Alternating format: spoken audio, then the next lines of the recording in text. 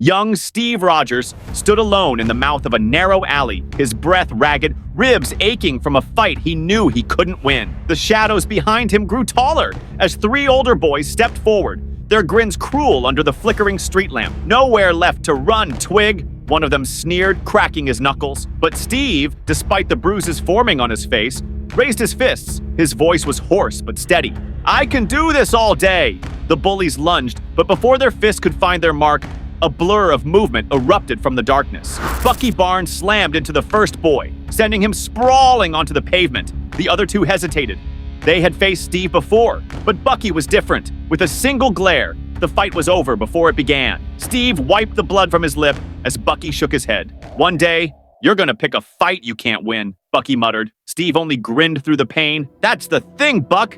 I don't need to win, I just don't quit." Above them, watching from the shadows of an apartment window, Uncle Marus stood motionless. His sharp eyes traced Steve's every movement, taking in his defiance, his resilience. He murmured to himself, voice barely above a whisper, "One day, boy, you'll be more than just a soldier. You'll be something greater."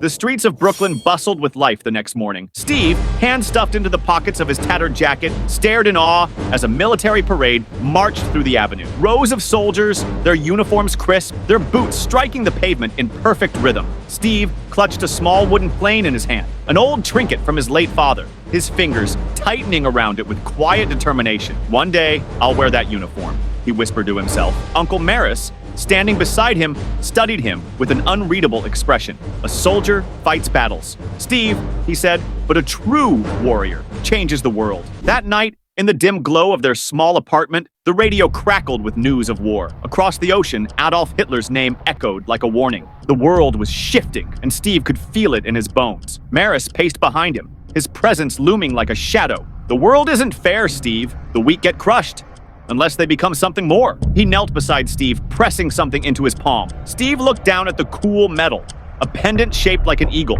its wings outstretched in flight. But as the light caught its surface, a different emblem became visible beneath the carving. A twisted insignia, something unfamiliar, something wrong. Marus's voice dropped to a whisper, almost hypnotic. "One day, you'll understand." The morning sun rose over an old gym, where the sharp sound of fists striking leather echoed in the quiet. Bucky Barnes and these Steves stood in a makeshift boxing ring, sweat dripping from their brows. Bucky's punches were light, controlled, but Steve's stance was shaky, his arms weak. Every time he took a hit, he hit the ground. But every time he hit the ground, he got back up. Blood dripped from his lip, his breath ragged, but still, he steadied himself.